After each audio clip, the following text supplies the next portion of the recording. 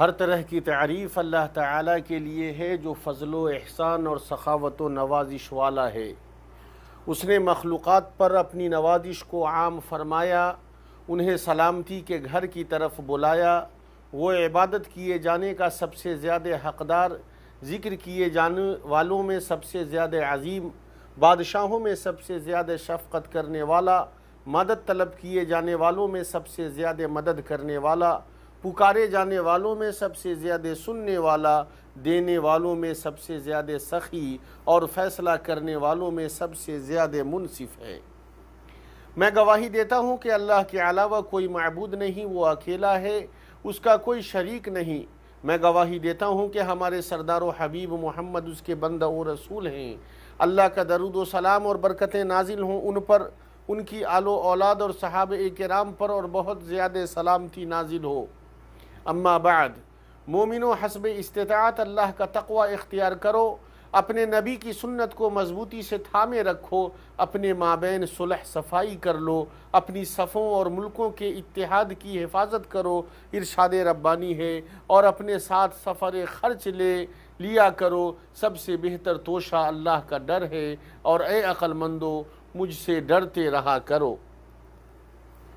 ہر جگہ کے مسلمانوں، عید اسلام کے شعار میں سے ایک شعار ہے، محبت و اتحاد کی تجدید کا موسم ہے۔ اللہ تعالیٰ آپ کی عید کو خوشی کا موقع بنائے، آپ کی فرحت و شادمانی میں اضافہ فرمائے، اسے خوشحالی و ایمان، امن و امان اور صحت و عافیت کی حالت میں، اور وبا و بیماری کو دور کر کے آپ پر بار بار لوٹائے۔ ایمانی بھائیوں، یقیناً اللہ تعالیٰ کی نعمتیں نہ تو شمار کی جا سکتی ہیں اور نہ ہی گنی جا سکتی ہیں۔ یہ ظاہری و باطنی نعمتیں ہیں۔ بہت ساری مخفی و باطنی نعمتیں واضح و ظاہری نعمتوں سے زیادہ عظیم ہیں۔ ارشاد ربانی ہے، اور اگر تم اللہ کی نعمتوں کو شمار کرنا چاہو تو تم اسے نہیں کر سکتے، بے شک اللہ بڑا بخشنے والا مہربان ہے۔ بندے اللہ کی نعمتوں کے گننے سے عاجز و درماندہ ہیں، چہ جائے کہ ان کا شکر ادا کر پائیں۔ صحیح بخاری میں ہے کہ اللہ کے رسول صلی اللہ علیہ وسلم نے فرمایا، ہر طرح کی تعریف اللہ تعالیٰ کے لیے ہے، بہت زیادہ پاکیزہ اور مبارک تعریف، جو نہ مکمل کی جا سکتی ہے اور نہ ختم ہو سکتی ہے، اور نہ ہی جس سے بے نیازی ہو سکتی ہے۔ اے ہمارے رب، یعنی تیری نعمت اے ہمارے رب لگاتار جاری ہے اور عمر بھر ختم نہیں ہوتی۔ طلق بن حبیب رحمہ اللہ کہتے ہیں، اللہ تعالیٰ کا حق اس سے زیادہ وزندار ہے کہ بندہ اسے انجام دے۔ یقیناً اللہ تعالیٰ کی نعمتیں اس سے زیادہ ہیں کہ بندہ انہیں شمار کر سکے۔ وہ توبہ کرتے ہوئے صبح کریں اور توبہ کرتے ہوئے شام کریں۔ لوگوں نے اس وبا میں ان تین بنیادی نعمتوں کو محسوس کیا جن کے بغیر انسان کی زندگی خوشحال نہیں ہو سکتی۔ سنن ترمذی میں حسن سند سے مروی ہے کہ اللہ کے رسول صلی اللہ علیہ وسلم نے فرمایا، جس نے تم میں صبح کی اور وہ اپنے گھر میں پرامن، اس کا جسم بیماریوں سے محفوظ اور اس کے پاس ایک دن کی خوراک ہے، تو گویا کہ اس کے لیے پوری دنیا کو سمیٹ دیا گیا ہے۔ اس حدیث شریف میں ان نعمتوں کی تذکیر ہے جن کے بہت سارے لوگ عادی ہو گئے ہیں، یہاں تک کہ وہ اس کی قدر و قیمت بھی نہیں محسوس کر پاتے ہیں۔ تو ان نعمتوں میں پہلی بنیاد وہ ہے جس سے اللہ کے رسول صلی اللہ علیہ وسلم نے شروع فرمایا، وہ نفس و اہل اور وطن و مال میں امن و امان کی نعمت ہے۔ بلد حرام کے لیے اپنی دعا میں ابراہیم علیہ السلام نے بھی اسی بنیاد و اصل سے شروعات کی تھی۔ ارشاد ربانی ہے، جب ہم نے ابراہیم سے کہا، اور جب ابراہیم نے کہا، اے پروردگار تو اس جگہ کو امن والا شہر بنا اور یہاں کے باشندوں کو جو اللہ تعالیٰ پر اور قیامت کے دن پر ایمان رکھنے والے ہوں پھلوں کی روزیاں دے۔ اللہ تعالیٰ نے اپنے رسول اور صحابہ کرام رضوان اللہ علیہم اجمعین پر پناہ گاہ کے امن اور پاکیزہ روزی کی نعمت سے نواز کر احسان کیا۔ ارشاد ربانی ہے، اور اس حالت کو یاد کرو جب کہ تم زمین میں قلیل تھے، کمزور شمار کیے جاتے تھے، اس اندیشے میں رہتے تھے کہ تم کو لوگ نوچ کھسوٹ نہ لیں، سو اللہ نے تم کو رہنے کی جگہ دی اور تم کو اپنی نصرت سے قوت دی اور تم کو نفیس نفیس چیزیں عطا فرمائیں تاکہ تم شکر کرو۔ تو جب ملک میں امن عام ہو جاتا ہے، لوگ اپنے دین و نفس اور مال و آبرو پر مامون ہو جاتے ہیں، تو وہ زمین میں چلتے ہیں، رزق کی تلاش کے لیے کوشش کرتے ہیں، اللہ کے علاوہ کسی اور سے نہیں ڈرتے ہیں، تو اے اللہ امن و امان کی نعمت پر تیرے لیے ہی حمد ہے۔ ان نعمتوں کی بنیادوں میں سے دوسری بنیاد سلامتی و عافیت طلب کرنا ہے۔ جسے یہ بات پسند ہو کہ وہ اس پر عافیت لگاتار باقی رہے، تو اسے سر و علن میں اللہ کا تقوی اختیار کرنا چاہیے، اس لیے کہ یہ نعمت معزز ترین احسانات میں سے ہے اور ان افضل چیزوں میں سے ہے جنہیں اللہ تعالیٰ اپنے بندوں کو نوازتا ہے۔ حدیث میں ہے کہ اللہ کے رسول صلی اللہ علیہ وسلم نے فرمایا، کلمہ اخلاص کے بعد تمہیں کوئی چیز عافیت کے مثل نہیں دی گئی ہے تو تم اللہ تعالیٰ سے عافیت مانگو۔ اسے امام احمد نے صحیح سند سے روایت کیا ہے۔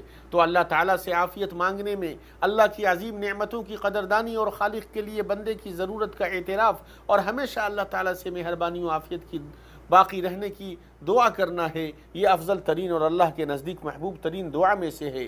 سنن ترمذی میں صحیح سند سے مروی ہے کہ عباس رضی اللہ عنہ بیان کرتے ہیں کہ میں نے کہا، اے اللہ کے رسول، مجھے کوئی ایسی چیز سکھائیں جو میں اللہ عز و جل سے مانگوں۔ تو آپ صلی اللہ علیہ وسلم نے فرمایا، اللہ تعالیٰ سے عافیت مانگو۔ پھر میں کچھ دن رکا، پھر آیا تو میں نے کہا، اے اللہ کے رسول، مجھے کوئی ایسی چیز سکھائیں جو میں اللہ عز و جل سے مانگوں۔ تو آپ صلی اللہ علیہ وسلم نے فرمایا، اے عباس، اے اللہ کے رسول کے چچا، اللہ تعالیٰ سے دنیا و آخرت میں عافیت مانگو۔ اپنے چچا رضی اللہ عنہ کے لیے اللہ کے نبی کی وصیت کا تکرار اس کی اہمیت پر دلالت کرتا ہے، اسے مانگنے کی عظمت پر دلالت کرتا ہے، بلکہ اللہ کے نبی صلی اللہ علیہ وسلم اپنے دن کی شروعات اس سے کرتے تھے اور اپنے دن کا اختتام بھی اسی سے کرتے تھے۔ سنن ابو داؤد میں عبداللہ بن عمر رضی اللہ عنہما کی روایت ہے، وہ کہتے ہیں رسول اکرم صلی اللہ علیہ وسلم یہ دعائیں صبح و شام کے وقت نہیں چھوڑتے تھے۔ اے اللہ میں تم سے دنیا و آخرت میں عافیت مانگتا ہوں، اے اللہ میں تم سے دنیا و آخرت اور اہل و مال میں عافیت مانگتا ہوں۔ جہاں تک بنیادی نعمتوں میں تیسری نعمت کی بات ہے تو وہ اس کے لیے اس دن کی خوراک کا حصول ہے، جیسے کھانا پانی۔ پانی عظیم ترین نعمت ہے۔ قیامت کے دن بندے سے نعمتوں میں سب سے پہلے اس نعمت کے بارے میں پوچھا جائے گا۔ اس سے کہا جائے گا، کیا میں نے تمہیں صحیح سالم جسم نہیں دیا تھا؟ کیا تمہیں ٹھنڈے پانی سے سیراب نہیں کیا تھا؟ تو اے مبارک بھائی، اگر آپ قلبی سکون اور بہتر انجام چاہتے ہیں تو دنیاوی امور میں اسے دیکھیں جو آپ سے نیچے ہے، تاکہ آپ پر جو اللہ کی نعمت ہے اس کی قدر جان سکیں، اور دینی معاملات میں اسے دیکھیں جو آپ سے اوپر ہے، تاکہ آپ مولا سبحانہ کے حق میں اپنی کوتاہی کی مقدار کو جان سکیں، پھر اپنے نفس کی تکمیل کی کوشش کر سکیں۔ امام مناوی نے فیض القدیر میں کہا ہے، جس کے لیے اللہ تعالیٰ نے ان چیزوں کو جمع کر دیا کہ اس کا بدن بیماریوں سے محفوظ ہو، جہاں وہ لگے اس میں اس کا دل معمون رہے، ایک دن کی خوراک کے لیے ضرورتیں اس کے پاس مہیا ہوں، اس کے لیے اس کے اہل سلامتی کے ساتھ ہوں، تو اس کے لیے اللہ تعالیٰ نے تمام نعمتوں کو جمع کر دیا ہے۔ جو دنیا کا مالک بھی ہو جائے وہ اس کے علاوہ کو حاصل نہیں کر سکتا۔ تو بندہ کو چاہیے کہ اپنے دل کا استقبال نہ کرے مگر ان نعمتوں پر شکر بجا لا کر وہ اس طرح کے انعام کرنے والے کی طاعت میں انہیں استعمال کرے، معصیت میں نہیں، اور اس کے ذکر میں کوتاہی نہ کرے۔ تو اے وہ لوگوں جنہیں اللہ تعالیٰ نے عافیت کا لباس عطا کیا ہے، جنہیں صحت و سلامتی، رزق میں کشادگی اور طمانینت نفس سے نوازا ہے، آپ سب کو قول و عمل کے ذریعے نیکیاں کر کے، واجبات ادا کر کے، محرمات سے اجتناب کر کے شکر بجا لانا چاہیے۔ آپ ان چیزوں کے حریص رہیں جو آپ کو رب سے قریب کریں، نیکیوں کو دوگنا کریں، آپ کے درجات کو بڑھائیں، تو آپ شاکرین میں سے ہو جائیں۔ اے اللہ، ہمیں شکر کرنے والوں، ذکر کرنے والوں، تجھ سے ڈرنے والوں، تیری حد درجہ اطاعت کرنے والوں، تیری بارگاہ میں رجوع کرنے والوں اور تواضع اور خشیت اختیار کرنے والوں میں سے بنا۔ اے اللہ، تو ہماری توبہ قبول فرما، ہمارے گناہوں کو دھل دے، ہماری دعاؤں کو قبول فرما، ہماری حجت کو ثابت کر دے، ہمارے دلوں کو ہدایت عطا فرما، ہماری زبانوں کو درست کر دے، ہمارے دلوں کے کینوں کو دور کر دے۔ اے اللہ، ہم تم سے نعمت کے زائل ہونے، عافیت کے بدل جانے، اچانک مصیبت آنے اور ہر طرح کی تیری ناراضگی سے تیری پناہ میں آتے ہیں۔ اے اللہ، اپنے ذکر و شکر اور اچھی طرح عبادت پر ہماری مدد فرما۔ اعوذ باللہ من الشیطان الرجیم۔ اللہ وہ ہے جس نے آسمان اور زمین کو پیدا کیا ہے اور آسمانوں سے بارش برسا کر اس کے ذریعے سے تمہاری روزی کے لیے پھل نکالے ہیں، اور کشتیوں کو تمہارے بس میں کر دیا ہے کہ دریاؤں میں اس کے حکم سے چلیں پھریں۔ اسی نے ندیاں اور نہریں تمہارے اختیار میں کر دی ہیں۔ اسی نے تمہارے لیے سورج چاند کو مسخر کر دیا ہے کہ برابر ہی چل رہے ہیں، اور رات دن کو بھی تمہارے کام میں لگا رکھا ہے۔ اسی نے تمہیں تمہاری منہ مانگی کل چیزوں میں سے دے رکھا ہے۔ اگر تم اللہ کے احسان گننا چاہو تو انہیں پوری طرح گن بھی نہیں سکتے۔ یقیناً انسان بڑا ہی بے انصاف اور ناشکرا ہے۔ اللہ تعالی ہمارے لیے اور آپ سب کے لیے قرآن و سنت میں برکت عطا فرمائے، ہمیں اور آپ کو ان دونوں میں موجود آیات اور حکمت سے فائدہ پہنچائے۔ آپ لوگ وہ سن رہے ہیں جو میں کہہ رہا ہوں۔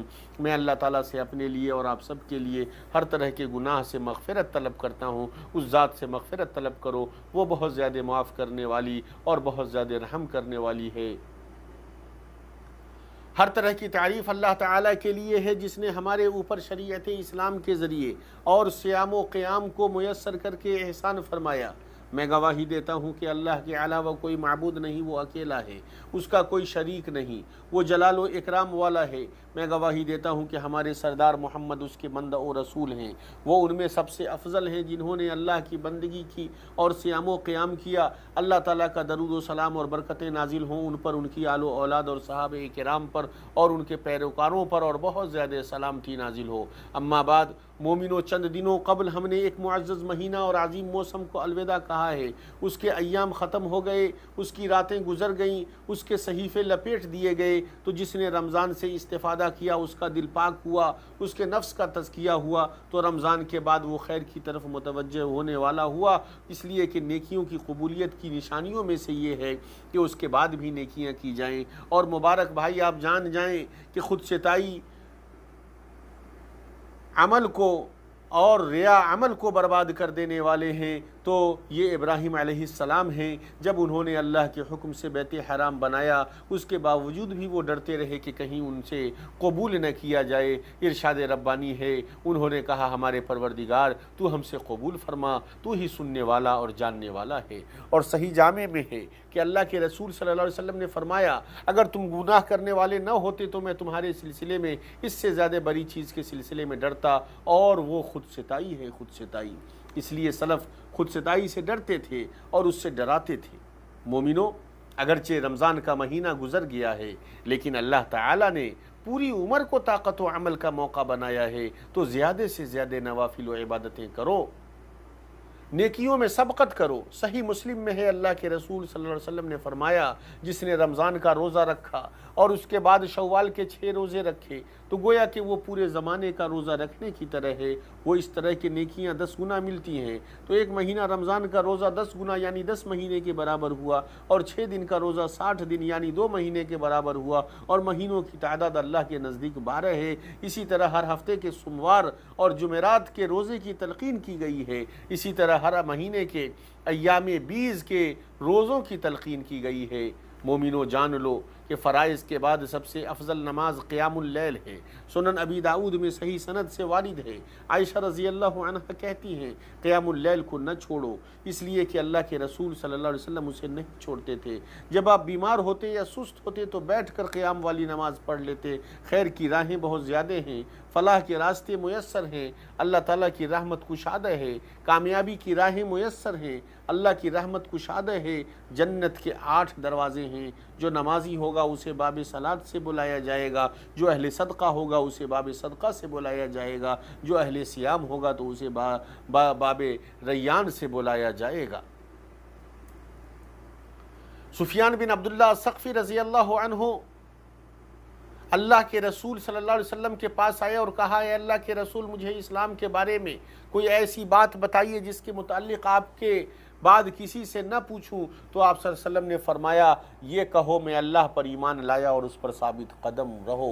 اسے مسلم نے روایت کیا ہے، یعنی اپنے رب کی توحید اور اس کی شریعت پر قائم رہو یہاں تک کہ تم اللہ سے ملو اور وہ تم سے راضی ہو۔ تو اللہ تعالیٰ نے مومن کے عمل کے لیے کوئی مدت متعین نہیں کی ہے سوائے موت کے۔ تو اللہ کے نزدیک سب سے محبوب عمل وہ ہے جس پر مداومت برتی جائے، گرچہ وہ کم ہی کیوں نہ ہو۔ تو تھوڑا عمل جو دائمی ہو وہ اس عمل سے بہتر ہے جو زیادہ ہے لیکن منقطع ہو جائے۔ کثیر عمل شاق ہے، وہ بے چینی و سستی پیدا کرتا ہے، انقطاع اور ترک عمل کا سبب بنتا ہے۔ صحیحین میں ہے کہ علقمہ نے کہا، میں نے ام المومنین عائشہ رضی اللہ عنہا سے پوچھا، میں نے کہا اے ام المومنین، اللہ کے رسول کا عمل کیسا تھا؟ کیا کوئی عمل کسی دن کے ساتھ خاص تھا؟ تو انہوں نے کہا نہیں، ان کا عمل دائمی تھا، اور قرآن عظیم میں ہے اور اپنے رب کی عبادت کرو یہاں تک کہ تمہیں موت آ جائے، پھر جان لو اے مومنو اللہ تعالیٰ نے تمہیں عظیم چیز کا حکم دیا ہے جس کی شروعات اپنے نفس سے کی ہے۔ ارشاد ربانی ہے، اللہ تعالیٰ اور اس کے فرشتے اس نبی پر رحمت بھیجتے ہیں، اے ایمان والو تم بھی ان پر درود بھیجو اور خوب سلام بھی بھیجتے رہا کرو۔ اے اللہ درود و سلام نازل ہو محمد، ان کی بیویوں اور ان کی ذریت پر، جیسا کہ تو نے درود نازل فرمایا ابراہیم پر اور برکت نازل فرمایا محمد پر، ان کی بیویوں پر اور ان کی ذریت پر، جیسا کہ تو نے برکت نازل فرمایا ابراہیم پر، یقیناً تو قابل تعریف اور عظیم ہے۔ اے اللہ تو خلفائے راشدین ابو بکر عمر عثمان اور علی سے راضی ہو جا، تمام صحابہ کرام سے اور تابعین سے راضی ہو جا، قیامت کے دن تک جو حق کے ساتھ ان کی اتباع کرے ان سے راضی ہو جا، ان کے ساتھ ہم سے راضی ہو جا، اپنے عفو و کرم اور جود و سخا سے اے ارحم الراحمین۔ اے اللہ اسلام اور مسلمانوں کو غلبہ عطا فرما، اس ملک کو اور تمام مسلمانوں کے ممالک کو امن و اطمینان والا بنا دے۔ اے اللہ جلال و اکرام والے ہر جگہ مسلمانوں کے حالات کی اصلاح فرما دے۔ اے اللہ ہم تیرے فضل و احسان سے مانگتے ہیں، تیرے جود و کرم سے مانگتے ہیں کہ تو ہمیں ہر طرح کے سوء و مکروم سے محفوظ فرما۔ اے اللہ ہم سے مہنگائی، سود اور زنا کو دور کر دے، زلزلے، آزمائشوں اور برے فتنوں کو ان میں جو ظاہر ہو چکے ہیں اور جو پوشیدہ ہیں ان کو دور کر دے۔ اے اللہ ہم تم سے پناہ چاہتے ہیں سخت آزمائش سے، بدبختی کی پکڑ لینے سے، برے قضا سے اور دشمنوں کی طعن و تشنی سے۔ اے اللہ ہمارے لیے تنگی کے بعد آسانی پیدا کر دے، غم کے بعد کشادگی پیدا کر دے، تنگی کے بعد راہ پیدا کر دے۔ اے اللہ تمام معاملات میں ہماری عاقبت کو بہتر کر دے، دنیا کی مصیبت اور آخرت کے عذاب سے محفوظ فرما۔ اے اللہ ہمارے مریضوں کو شفا یاب فرما، مصیبت زدہ کو عافیت عطا فرما، مردوں پر رحم فرما، کمزوروں کا حامی ہو جا اپنی رحمت سے اے ارحم الراحمین۔ اے اللہ جلال و اکرام والے، اے حی و قیوم، خادم حرمین شریفین کو ان چیزوں کی توفیق عطا فرما جن سے تو راضی ہوتا ہے اور پسند فرماتا ہے، اسلام اور مسلمانوں کی طرف سے انہیں بہترین بدلہ عطا فرما۔ اے اللہ انہیں اور ان کے امانت دار ولی عہد کو ان چیزوں کی توفیق عطا فرما جس میں اسلام اور مسلمانوں کی بھلائی ہے۔ اے اللہ مسلمانوں کے تمام سربراہان مملکت کو ان چیزوں کی توفیق عطا فرما جنہیں تو پسند فرماتا اور جن سے راضی ہوتا ہے۔ اے اللہ ہمارے ملک کی سرحدوں پر تعینات افواج کی مدد فرما اپنی رحمت سے اے ارحم الراحمین۔ تیرے علاوہ کوئی معبود نہیں، تیری ذات پاک ہے، یقیناً ہم ظالموں میں سے تھے۔ اے ہمارے رب ہمیں نے اپنا بڑا نقصان کیا، اگر تو ہماری مغفرت نہ کرے گا اور ہم پر رحم نہ کرے گا تو واقعی ہم نقصان پانے والوں میں سے ہو جائیں گے۔